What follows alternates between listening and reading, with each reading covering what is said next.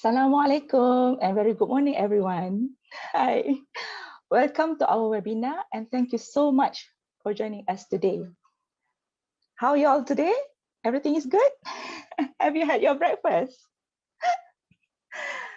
All right, I hope we will have such a great time today and joining the session, right?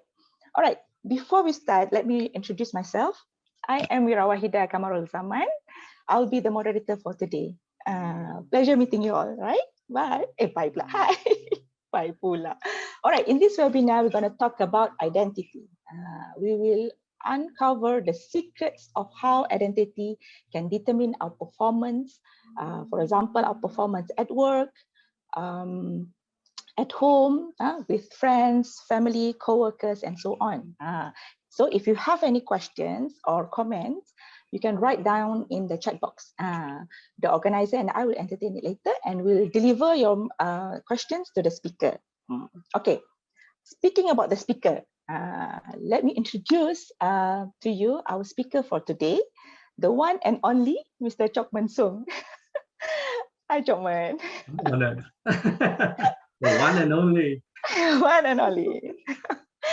All right, Mr. Chokman graduated as a civil engineer and has an MBA from UK universities. He also holds a degree in psychology and he's a certified financial planner in Malaysia. Not only that, he is also a qualified neuro-linguistic programming life coach and trainer. If you want to know more about NLP, you can ask him later, right? So he is also a certified clinical hypnotherapist. He has a vast experience in the financial payment industries. He spent a lot of his time coaching and supporting people in financial goal planning. All right, and now he's based in Melbourne and he has conducted so many talks and training to share his knowledge and experience in enhancing human potential. All right, without further ado, please welcome Mr. Chokman Sung. Over to you, Chokman. Thank you so much, Vera. I'm not going to try to pronounce your full name because it probably will be an hour before I can get it right. So thank you so much indeed, Vera. Great to see you again. And for those people who attended previous webinars, this is done on a monthly basis.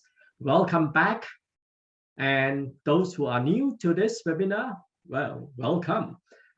These sessions that I cover, the entire series that I cover on a monthly basis, it revolves around neuro-linguistic programming.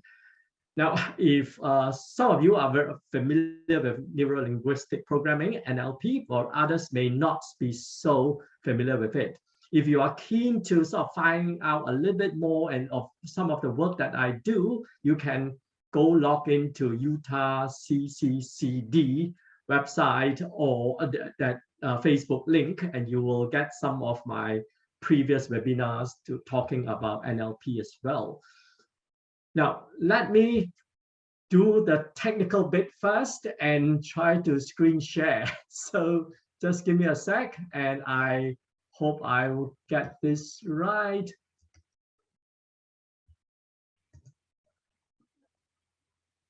And I also want to make sure that I have visibility of the chat, which I have now. And I'm going to put myself on presentation, the PowerPoint on presentation mode. And you can't see anything other than the last slide. Okay, so here we go. I hope you can see I have 3 devices here on. So one is to make sure that I am looking at Vera and she's giving me cues as to what to do. And the second thing is also my presentation that I have to sort of juggle. And the third one is also keeping an eye on the chat box. When you have questions or comments coming in, I can then pick up some of them. So pardon me if I have my eyes are darting from one side to another, up and down. I'm trying to manage all these different screens. Your identity determines your performance. That's the title of it, and that's what I'm going to talk about. So today I want to share with you the importance of your identity, or perhaps your identities, and how crucial, what crucial role it plays in your life. All of us don't consciously think about what our identities are. I've lost my chat box, so just give me a sec.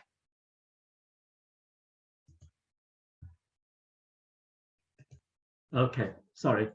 And so most people don't think about it on a daily basis or consciously thinking about it and say, oh, I am this, I'm that.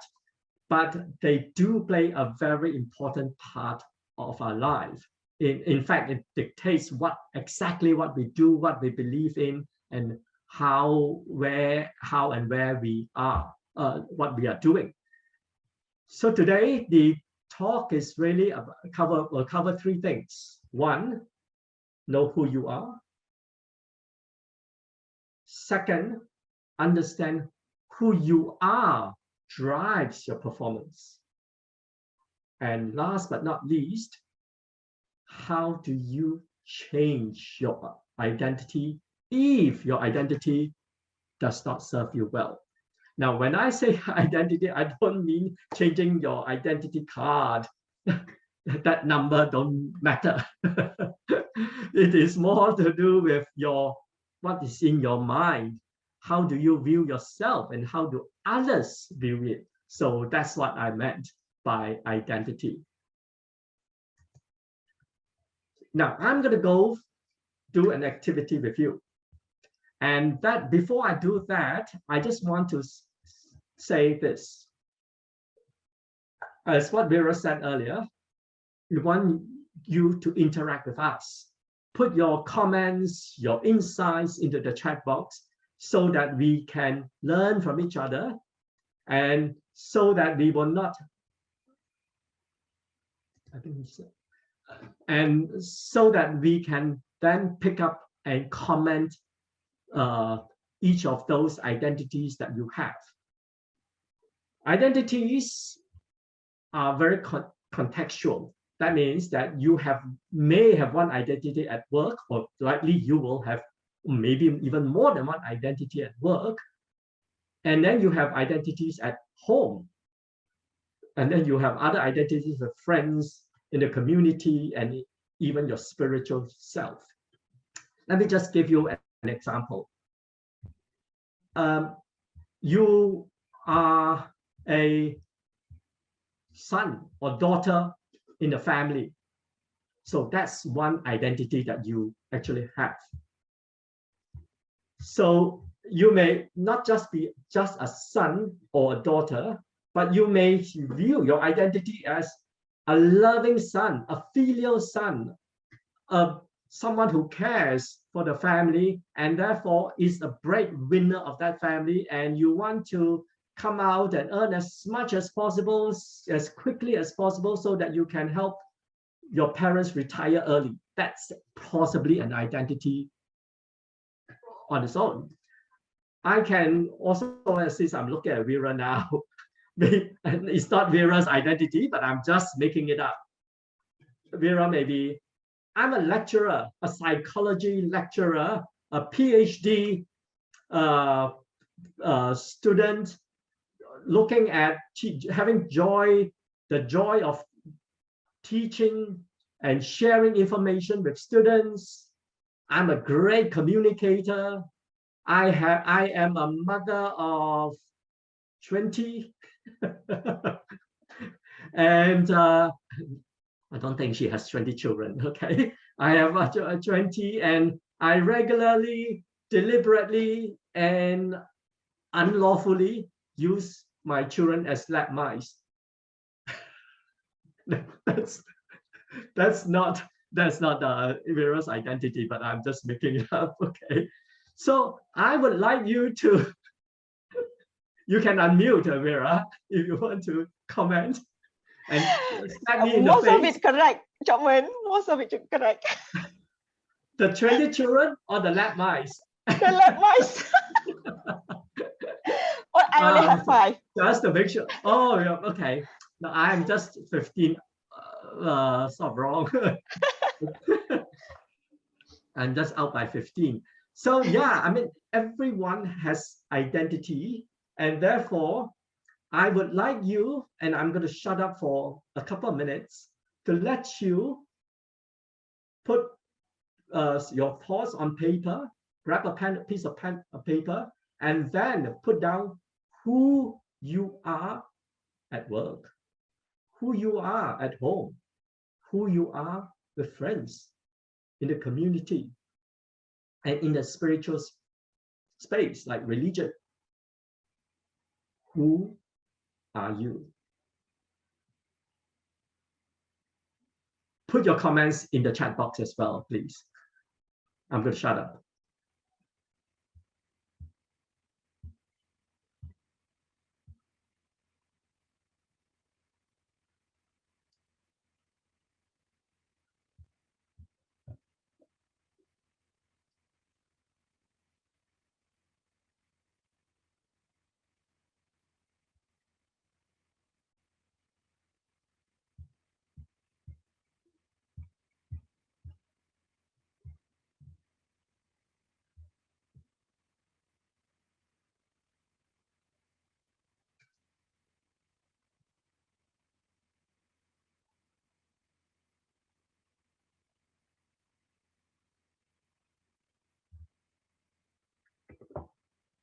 Anyone who has any sort of thoughts, put it down.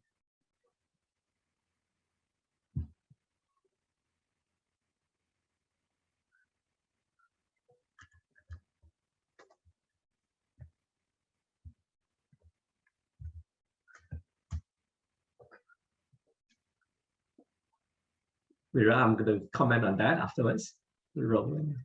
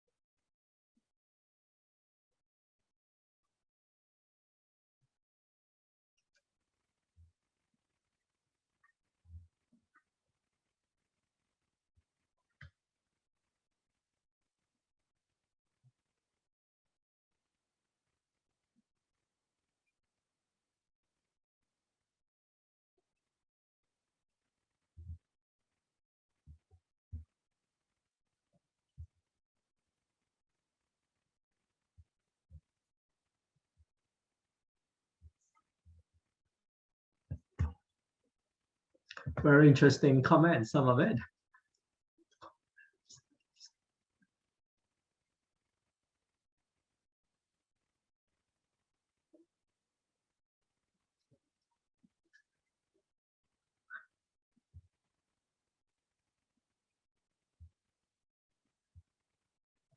And of course, very good. I mean, we're going to talk about core values and beliefs later on down the presentation.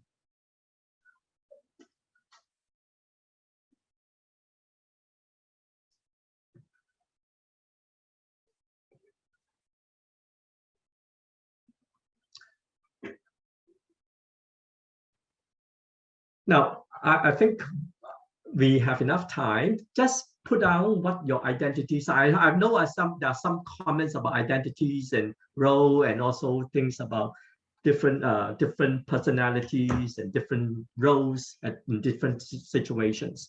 But who are you? What is your identity?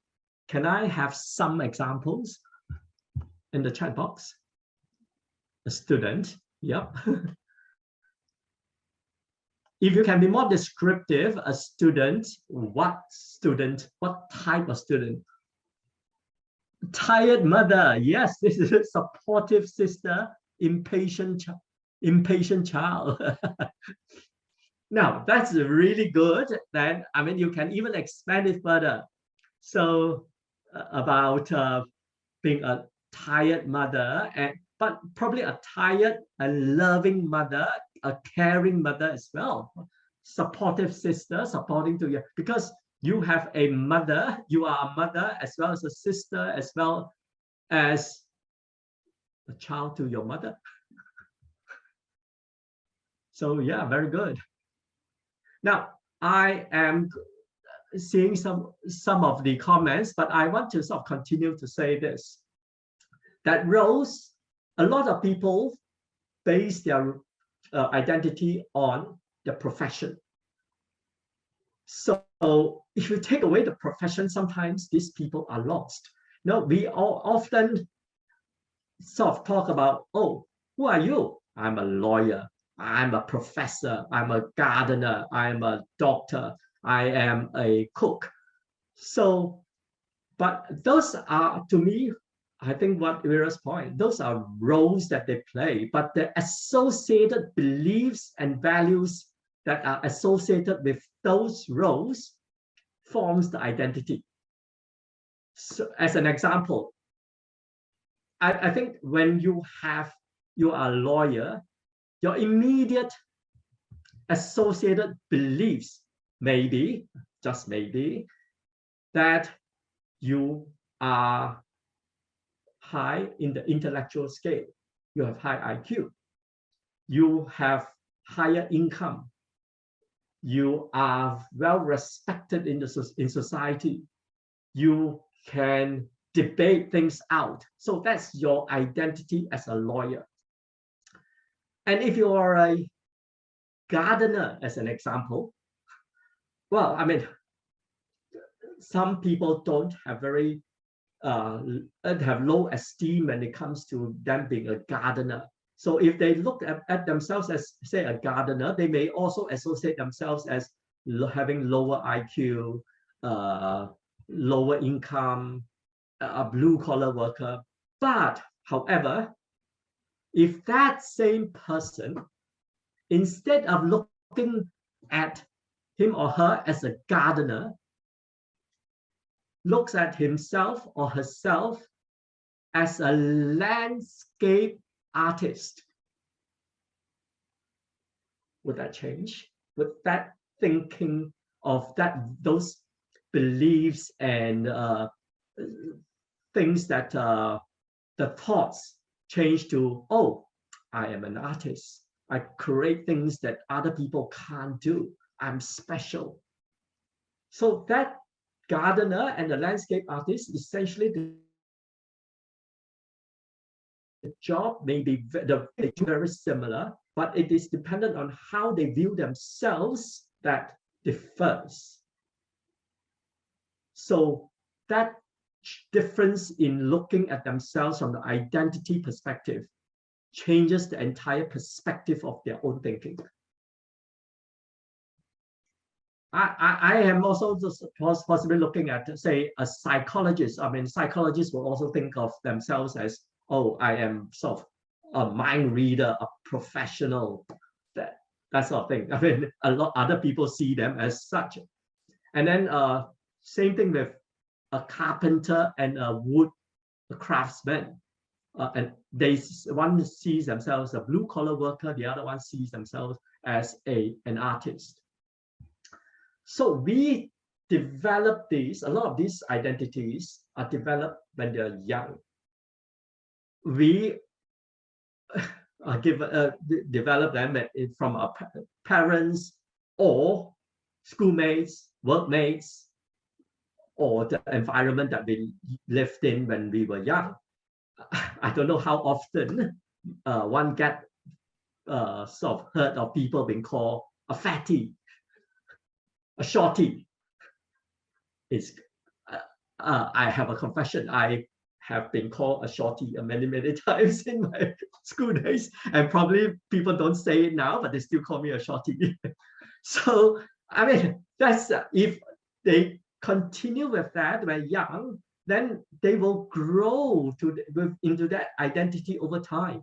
that, oh, I am a fatty. My identity is I'm a fatty. So that's an identity that may, if it affects you, may need a change. The other one that I want to is this. A lot of times, the identity is given to you even when you are, before you are even born. Your identity as, say, a Malay, a Chinese, an Indian, or your skin color, that don't change. You can't change it. Oh, maybe skin color you can. One thing I sort of find very interesting, I live in Malaysia all my life, and then until recently I moved to Australia. And in Asia, a lot of people want to be fair skinned and they try to change the skin. And then in Australia, a lot of the people want to be tan to look good. So, we've tried to change our identity a little bit. So what I said about skin color cannot be changed is probably only half true. So now, and I was saying that a lot of the identities about who we are is based on profession and how we look at ourselves as a hunk or a fatty or a health freak, or some of them may think that I'm the sexiest person on earth. I'm God's gift to the opposite sex. As an example. So they have that identity, but of course, there's one identity that you don't want to avoid, which is just a number as a prisoner.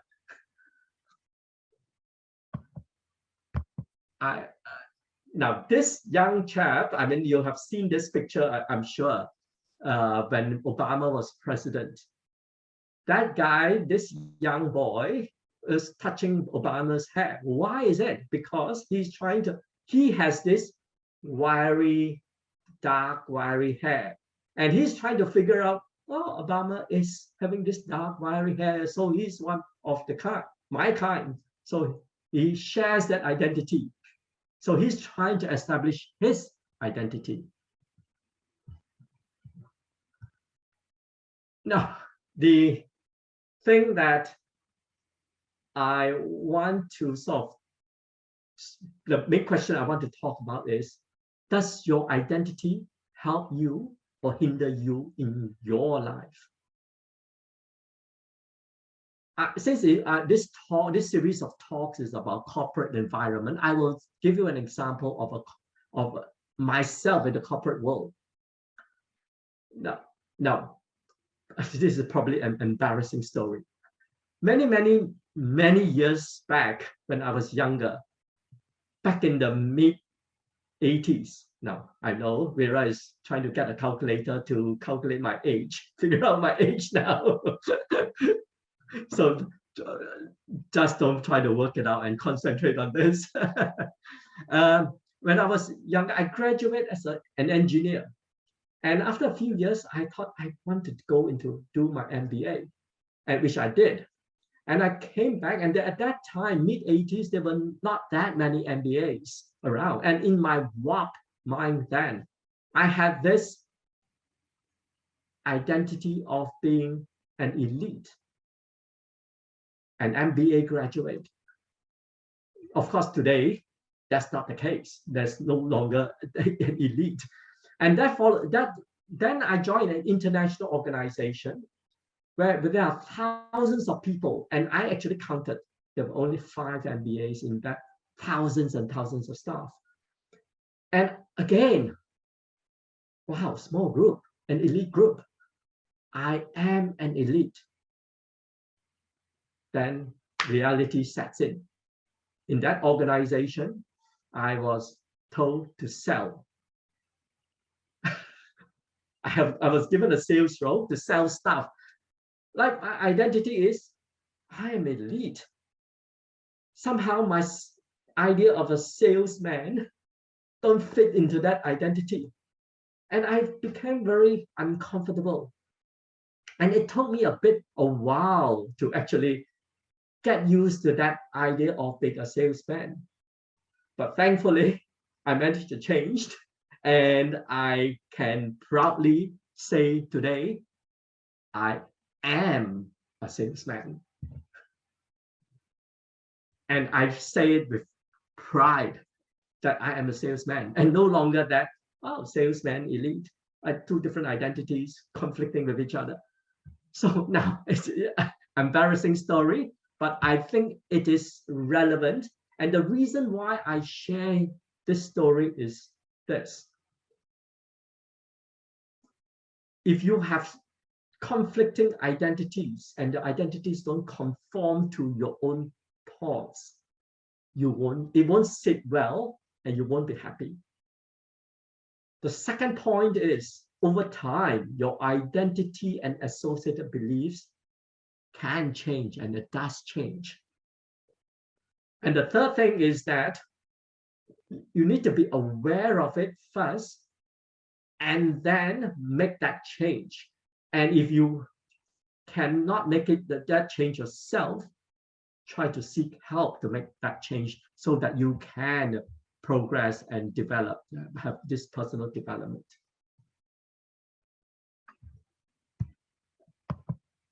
Now, changes.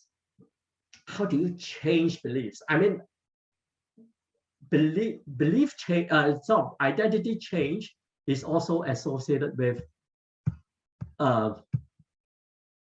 belief change. You have then with those changes, you change your performance, and you also have the chance to change your appearance, how you appear to others, and how you appear to yourself. In NLP, there is this model called the neurological level of change. So the lower level, the environment, when you change that, when I'm here as an example, environment, your change may not be as I would say effective. If you change at the spiritual level, the top level, and your identity level, you will more likely change the bottom levels. But if you change the lower level, you may not necessarily change the top level. Let me give you an example. Oh, sorry. An example of someone who is maybe I'll give you this example first. Let me ask you, this 14th of Jan, 14 days since New Year. How many of you have New Year resolutions? Can you put that in the chat box? Vera, do you believe in New Year resolutions? I stopped making resolutions a long time ago. Yes, okay. Because when I put a goal to it, right, I normally will miss it out. I normally won't achieve it. Right, you won't achieve because you so cannot weird of continue me. with it. I just go along. I know what I want. I just go along. If I put it as a goal, I will not achieve it. All right. Now, I've not seen any comment coming in from the chat box. If anyone has it, please put them in. Basically, if you change behavior, say if behavior like I want to run 30 minutes a day, I want to go to the gym twice a week, those are behavior change. Now, those behavior change are very difficult to keep because your identity has not changed. If your identity have changed, like my identity of being a TV addict, no, I'm just using that as a well, then there's no motivation for you to actually go to the gym. But if your identity is, I am a hunk, I am a bodybuilder, I am a fitness freak, then your behavior will change, your beliefs will change, your capabilities will change. You will start to learn about bodybuilding, about health, because your identity has changed. Now, I give you some very soft, powerful changes that people make when they believe, either they change a religion or all of a sudden they believe in a particular religion. The religion, you will see the person all of a sudden, let me just say, someone all of a sudden become a very staunch Muslim. Then that behavior of praying 5 times becomes very important. Your dressing will be different. Your beliefs will be also different. And the environment, you may go to the mosque more often. Or I'm just using an example as a Muslim, but I mean, the same thing with other religions. And your capability, the knowledge that you want to gain will also change, because you will sort of read more the Quran or the Bible or whatever religious books there are. That spiritual change, if you can see that very clearly when it comes to sort of either a religion change or of a sudden greater belief in a particular religion. So same thing with identity. That identity is something that will make the other levels change easier, and it is more lasting. So that's the neurological levels that that NLP uses to sort of help people change.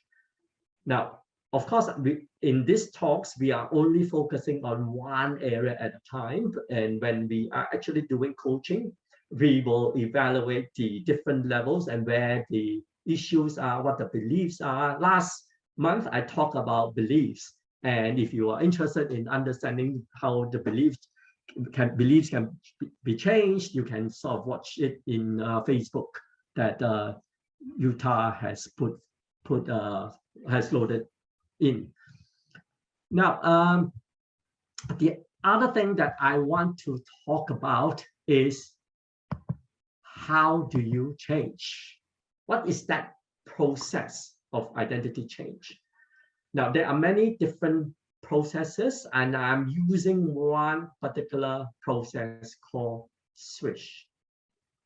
Now, I'm going to explain that process, and later on, you will be able to sort of do this with me. But before I explain this process, switch process, I would want to sort of just recap that you have an identity, and you have an identity to change, and that you also want to change. If you can't think of it, you just understand the process, you can do it at home or at other times, because it is a very simple process, but it just takes a little bit of explaining. So I'm going to explain that process. So switch is, you have an identity image of yourself, of the identity that you currently have, that you do not want. That identity that you have that you do not want, or that you want to change. Have that image in front of you. Say, if you are seeing me about this distance, and look at that image and make it black and white. Make that image in front of you, of the image of that you don't want, in front of you, black and white. Make it blurry, faded.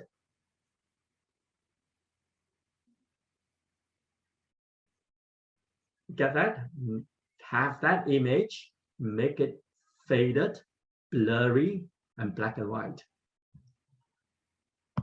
Then you have that new image of, say, the confident you, the in identity that you want to have, that confident, decisive, approachable you. That you put that image at the bottom left hand corner of your big image, as you can see as from the screen.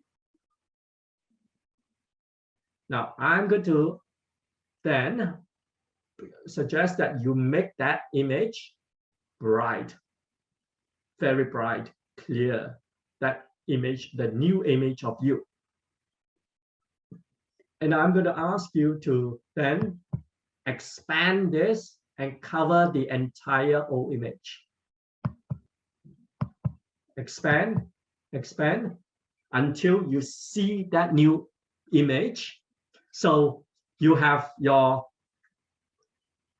old image, new image, old image, new image.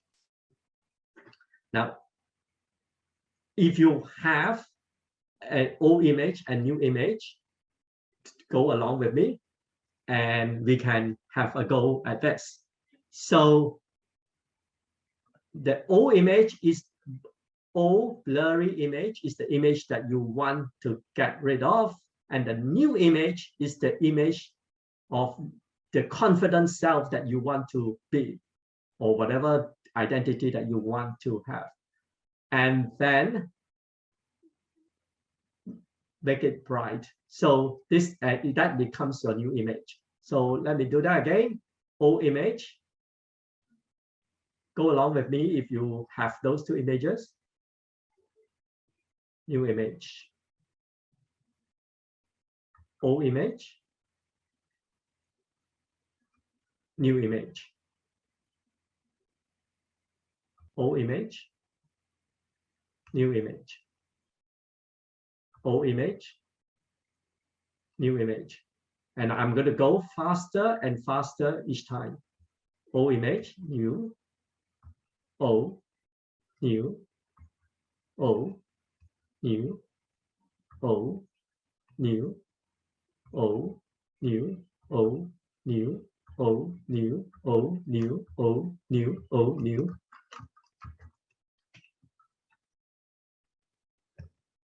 You can do this many times at home, and this is what in NLP call the switch pattern, SWISH.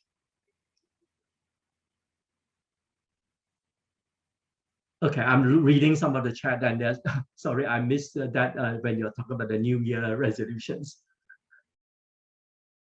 Okay. So this is the approach of changing one's identity. Now, there are many different approaches in NLP, and this is one of them. And it is a very simple technique. Now, most of the NLP techniques that I find are based on visualization. And when you have that image of that yourself, that new image of how you will look like, feel like, hear like, meaning what you can hear from that image, that will be the image that will become dominant over time. I just want to recap this thing. First, look at your old image, what you want to get rid of, that identity that you want to get rid of. Then also know what your new identity is. And thirdly, check whether you really want to have that new identity. You really want to have that new identity, then it will work. The other thing is that you go through this process, switch process, to change that so that in your mind, you have this new image dominant. Now, I want to sort of have a bit of caution here. Sometimes, as I was explaining, there are identities that doesn't fit well with your other identities. As an example, if you have an identity that is a new identity that is super rich, to be super rich and wealthy, and everywhere you will be as rich as Jack Ma or Bill Gates or whoever those rich people are. And then your identity is, other identity is, you are a someone living in some what I call poverty-stricken place, and where you're somehow it doesn't match. I'm using wealth as an example, but because it's easy to see. But a lot of times it is similar to what I had, like being an elite at the same time being a salesperson. So now there is this difference. So sometimes it's very difficult to actually tell that difference until you sit down and think about it. So there was this question that came in during the registration prior to this talk.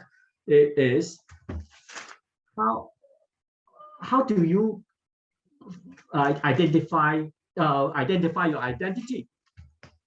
The identity is either you observe yourself, or look at yourself, be conscious of your own identity, what your thinking are when you come to being a son or daughter or mother or a father or a worker or teammates. If you say in the office, if you are in an office environment, are you a contributor with ideas? Do you see your identity as a contributor of ideas? Or are you someone who takes instructions and let others lead? Do you see yourself as a great communicator, close to people? Or do you see your identity as a loner, or someone who prefer to work with machines? So that you have to observe yourself.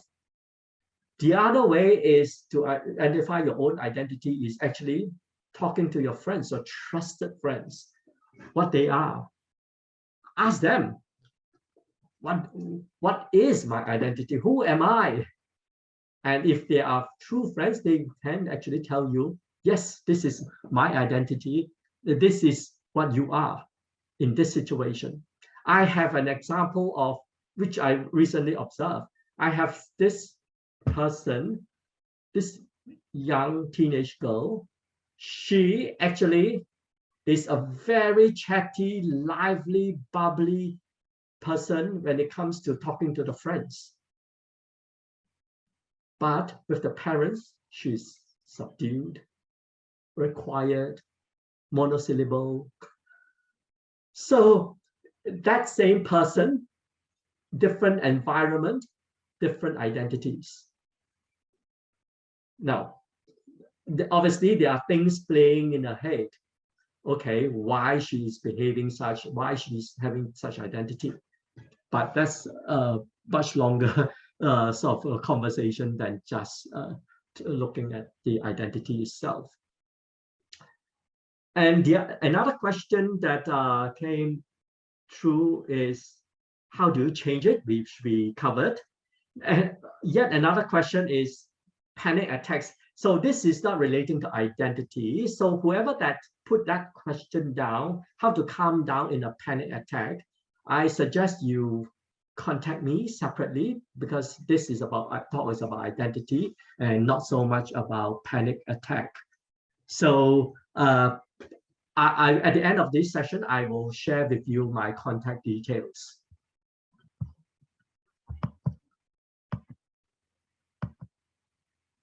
So to conclude, who do you want to be? Do you want to be James Borne? Confident, resourceful, what else? What is the description? Very suave looking, always well dressed? Or do you want to be the superwoman, always able to help others in times of crisis? Or like Muhammad Ali, who is sporty, athletic, articulate, and just strong? Or do you want to be Mother Teresa? The identity of being caring, helping the poor, helping anyone who needs help. So who do you want to be?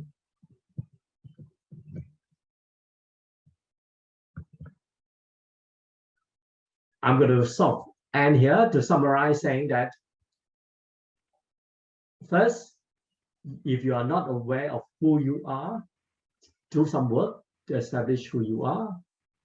You know what you want as a new identity, and then visualize and make that change. Be that new person. Now, before I go into Q&A, these are my contacts. Now, I have been getting quite a lot of this free 1 hour sessions. So I am going to sort of say, I'm going to charge a nominal amount for 2 1 hour sessions. If anyone is keen to contact me to have a discussion, whether it's coaching in general or look at identities. And typically I do charge like $600 for those 2 sessions. And for the person who contacted me on panic attack, then my contact details are down there, my mobile number, and I know Vera, you are going to share your the deck with people on the chat box later, so that people can have the my email address and my WhatsApp number. So I will stop here and we will have 10 minutes of Q&A. What an interesting thing. Oh, I normally, Chokman, when my student, I'm teaching psychology. I'm teaching psychology, introduction to psychology and developmental psychologists. When and you're comes practicing to psychology at home, I remember that. Yes, but when I teach this particular topic on identity, normally my students are also confused. That makes me confused what actually identity is. But mostly in the textbook, they're just talking about the surface level of identity, like you're a son, you're a daughter, who you're going to be in the future. Like, for example, if you want to be a doctor, so you have to prepare now that what subject to take, what in high school, right?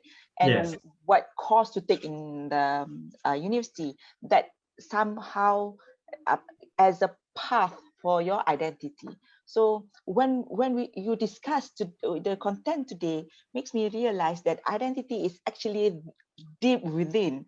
So now I know why my resolution, I never get my resolution, New Year's resolution, because I keep changing the behavior, not the identity. yes. I think why. I have been doing that. But of course, if you are persistent, you keep doing that behavior, that becomes your identity too.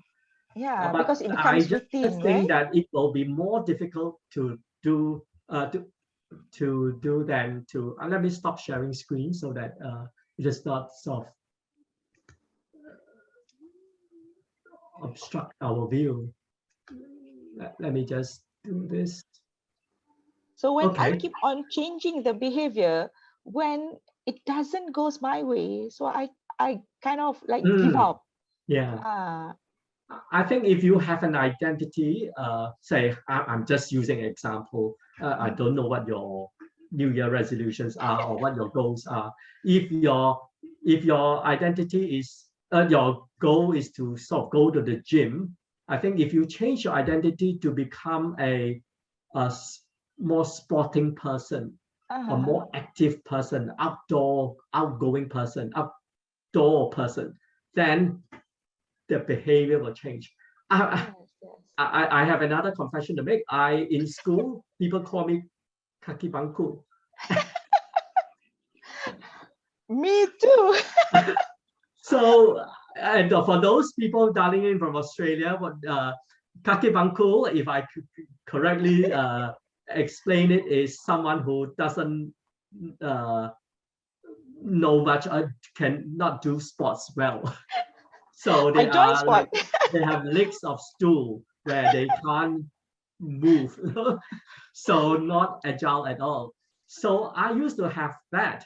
And when I have things like, I always remember this, when I have a volleyball game and my opponent keeps saying, go for the weakest link, and that's me. So and so I have that identity. I am no good in sports. Now, if I had a different identity then, and I don't know when I got that identity in the first place, but over time I sort of believe that, and I sort of never really go into sports. But since coming to Australia, everyone seems to be sort of very outdoor and all this. I go do jogging, running, walking, and all these things, and I can run more now at my age than I was 20 years old. Oh, that's And great. so again, I don't know whether it's the identity change or the environment changing me, or just my behavior over time changing. And but I believe that it is my identity that I am conscious of health. The health conscious becomes Health the consciousness. identity. I'm not. Some people describe me as a health freak now. So that probably is the reason why I changed. So coming back to your point, I don't want to sort of stretch too much. I know we have other questions. Is the part about roles and identity. I see the roles as a mother, a father, a son, a daughter, an engineer. Those are roles. But identity is in those roles, what are your beliefs? What are your values? How do you behave? That forms the identity. How you behave, like for example, I'm a mother, so what do I Yeah, believe what you a say, good mother is it? yes, correct. There are mothers and there are mothers. There are mothers who are caring. There are mothers who are doting. There are mothers who are hands off.